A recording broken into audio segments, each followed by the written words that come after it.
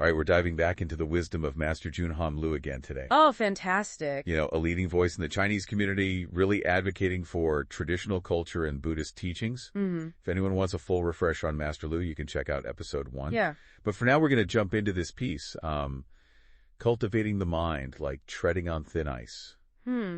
I think what's so fascinating about that title is it really conveys this sense of, like, caution. Yeah. And continuous effort, right? You really get a sense of how demanding this path of mental cultivation can be. Oh, absolutely. Even for those who are, well-versed in Buddhist practice. It really does. It grabs your attention. It's not mental cultivation, a relaxing stroll in the park. Right. It's more like, watch your step. This could get a little tricky. Exactly. And that's something that Master Lu emphasizes right from the start. Mm-hmm. He's not just talking about beginners here. Right. Even experienced practitioners need to be constantly vigilant because it's, he says it's so easy to slip back into old habits. Yeah. To become complacent. Right. So let's unpack this whole idea of mental cultivation a bit. Okay. Master Lu writes, only our minds can perceive barriers, obstacles, and temptations. It is our minds that draw inferences and conclusions. And it is also our minds that determine the course of action in response. Therefore, innumerable dharmas stems from the mind. Right. So it kind of makes it sound like our minds are really the control center for everything. It's a really powerful statement, and it cuts to the heart of, why mental cultivation is so central to Buddhist thought. Because if everything that we do, we say, we experience, flows from our minds, and then cultivating that mind becomes the most essential work we can possibly do. So, it's not enough to just go through the motions. Right. Like performing rituals or doing good deeds. Those have their place, of course. Yeah. But Master Lu points out that changing our outward behavior is actually far easier than achieving true inner transformation. Right. Think about it. You can force yourself to smile. Yeah. But if your mind is filled with anger, that smile's not going to be genuine. Right. Yeah. It's like putting a Band-Aid on a deep wound. Exactly. You might be covering it up, but you haven't really addressed that root cause. Precisely.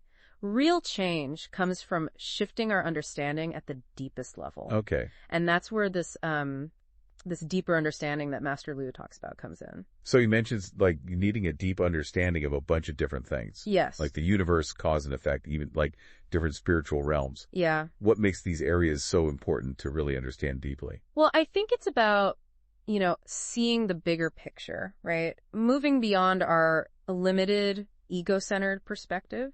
So like, take the law of cause and effect, for example. When you really grasp that every action has a consequence, it changes how you approach everything. So you start to see those ripple effects of your choices. Yes. And not just in this life, but across lifetimes. Wow. And it's not about living in fear of punishment. Right. But rather, cultivating a sense of responsibility for our actions. So this understanding leads to a more mindful, like ethical way of living. Exactly. And it can bring a sense of peace and clarity. Okay. Because you start to understand the interconnectedness of everything.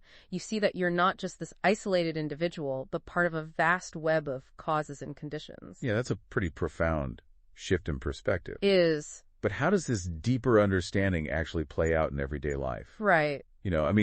For someone listening right now, juggling work, family, all the usual stuff. Yeah. How does, understanding karma and spiritual realms help them deal with, say, a frustrating coworker, right, or a financial setback? That's where it gets really interesting. Master Lu argues that this deeper understanding actually leads to a simpler, less complicated life. Okay. He writes, with a clear mind, one is less likely to make detours and take the wrong path.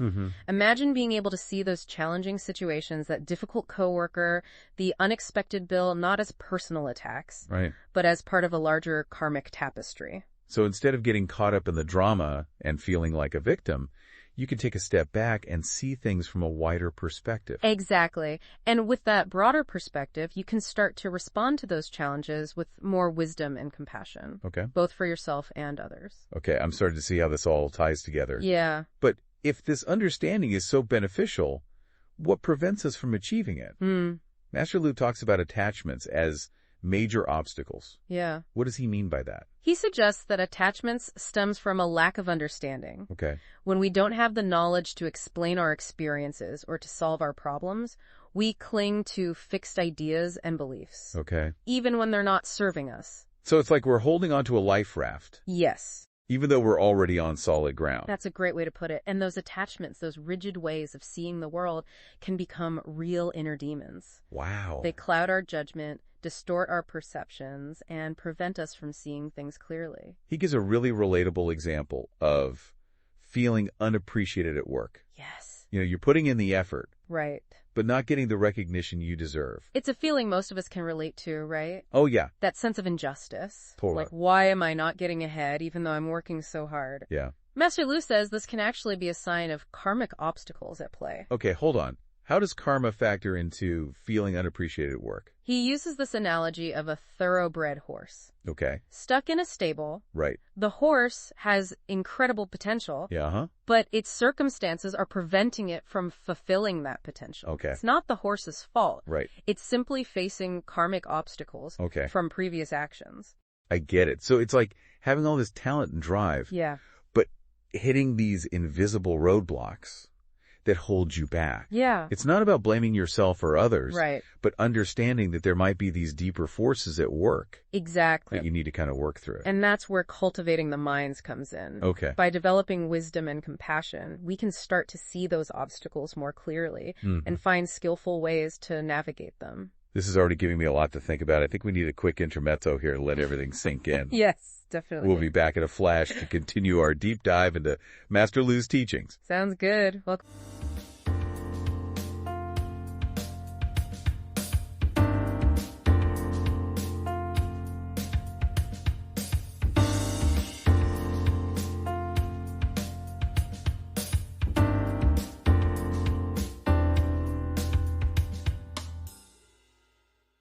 Back. So before the break, we were really kind of exploring how feeling stuck or unappreciated, even in something like a job, might tie back to these deeper karmic patterns, that mental cultivation can help us to see. And I think that's such a powerful takeaway because it's so easy to get caught up in the blame game. Oh, absolutely. To feel like we're victims of circumstance. But Master Lu's offering a different lens to kind of view those challenges through. Exactly. He's reminding us that while we may not always be able to change our external circumstances, we can definitely change our inner response to them. Right. And that's where, true freedom really lies. So Master Lu talks about this idea of the pure mind as being like so essential for navigating all these challenges. Yeah.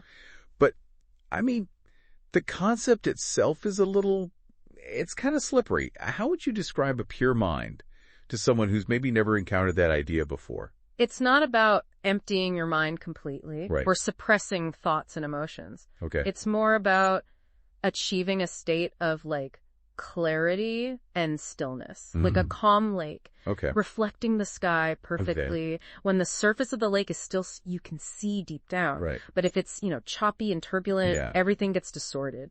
So the pure mind is like that still lake. Yeah. It allows us to see things as they truly are without all that mental clutter and distortion. Exactly. And that clarity is what allows us to really access the wisdom and compassion of the Buddha Dharma and apply it to our lives. Okay, that makes sense. But, achieving that kind of stillness amidst the chaos of modern life. Oh, yeah. I mean, come on, that feels pretty challenging. Master Lu even acknowledges, how easy it is to just get overwhelmed by information these days. He does. He writes, "The world today is flooded with information. The challenge lies not in accessing information, but in discerning truth from falsehood." Right. Just because we have access to a mountain of data doesn't mean we're any closer to true understanding. So it's not the quantity of information, but the quality of our attention. Right. And discernment that really matters. Precisely. It's about learning to sift through the noise and find the signal, to distinguish between what's truly beneficial for our minds and what's just mental junk food. Right. And how do we develop that kind of discernment? Is it something we're born with, or is it a skill that could be cultivated? Master Lu believes it's a skill that can be honed through consistent practice. He emphasizes the importance of self-reflection, of questioning our assumptions, our biases. Right. He also stresses the value of, seeking guidance from those who have already walked the path. So it's not a solo mission. Having a mentor or a teacher can help guide us along the way. Absolutely. Think of it like learning to play a musical instrument. Okay. You could try to teach yourself. Yeah. But having a skilled teacher can really accelerate your progress. Right. And help you to avoid common pitfalls. Okay, so we've talked about, like, the challenges of mental cultivation. Yeah. The importance of a pure mind, the role of discernment. But let's get practical for a moment. Right. How does cultivating the mind actually change how we navigate, our daily lives? Can you give some, like, concrete examples? Sure. Let's take the example of dealing with, difficult emotions like anger. Yeah. When you haven't cultivated your mind, it's easy to just get swept away by that anger. Mm-hmm. You might lash out, say hurtful things, Right. or make impulsive decisions that you later regret. Oh, yeah. I think we've all been there. We have. It's like that anger just takes over and you're not really in control anymore. Exactly. But when you've practiced mental cultivation, Yeah. you develop a different relationship with those emotions. Okay. You learn to observe them without getting completely hooked. Okay. So instead of reacting impulsively, Right. you can pause, breathe, and choose a more skillful response. So it's not about suppressing the anger, Right. but rather, like, transforming how we relate to it. Precisely. You learn to see it as a temporary state, Okay? like a wave Yeah. that arises and eventually subsides. Hmm. You don't have to let it dictate your actions. That's such a powerful shift. It is. It's like taking back control of the steering wheel instead of letting the emotions drive the car. That's a great analogy. And it applies to all sorts of challenges we face in daily life. Right. From dealing with difficult people to navigating stressful situations. This is giving you a lot to reflect on. Maybe we should pause here for a quick intermezzo Okay. and let all this sink in before we wrap things up. Okay.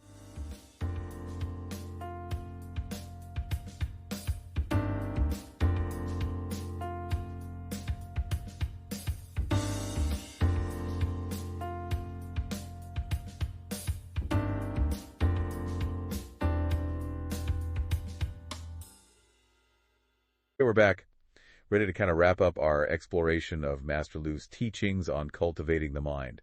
It's been quite a journey. It has. We've covered a lot of ground, from the importance of a pure mind to those challenges of discernment in this information age. Right. And we even, touched on how these teachings can help us navigate difficult emotions and situations with more, wisdom and skill. Yeah, and it's clear that this isn't a one-and-done deal. Master Lu really emphasizes that cultivating the mind is this ongoing process. It's not like you reach some, enlightened state and then you're done. Exactly. He actually compares understanding the Buddha Dharma to climbing a mountain. Like as you ascend, you gain a wider perspective, but you also realize that there are even higher peaks to reach. So it's a journey of continual learning and growth. Absolutely. And that's what makes it so exciting. There's always something new to discover, a deeper level of understanding to uncover. But let's be honest, sometimes the path can feel pretty daunting, right? Like life throws curveballs, old habits creep back in, doubts arise. What would you say to someone who's maybe feeling a little discouraged or even overwhelmed by the whole process? Master Lu offers some, I think, really encouraging words in his writings. Okay. He says, do not think that the Buddha Dharma is beyond your reach. In reality, it is as close as your own breath. So he's reminding us that the potential for awakening, for cultivating that pure mind, is already within us. So it's not about seeking something outside of ourselves. Right. But rather tapping into something that's already there. Precisely. And he really emphasizes that even small, consistent efforts can yield, profound results over time. It's like planting a seed. You nurture it with patience and care, and eventually it blossoms into something beautiful. That's a lovely image. It reminds me of something Master Lu says about the Buddha Dharma being like a set of mathematical formulas. Yes, he compares those teachings to, formulas for solving life's problems. Just as a mathematical formula helps us to understand and solve complex equations, the principles of the Buddha Dharma can really guide us towards greater peace, wisdom, and compassion. So it's not just some abstract philosophy. No. But like a practical toolkit for living a more fulfilling life. Exactly. And Master Lu really emphasizes that anyone can learn to use those tools, regardless of their background or their beliefs. Okay, so as we wrap up this deep dive, what's one thought you'd like to leave our listeners with? Something to really ponder as they continue their own journey of mental cultivation. Master Lu writes, the pure mind is not empty, but transcendental, allowing us to see through the illusions of the mundane world and attain genuine understanding. So I would ask, what steps can you take today to cultivate a greater sense of stillness and clarity in your own mind? What illusions might be preventing you from seeing your own true potential?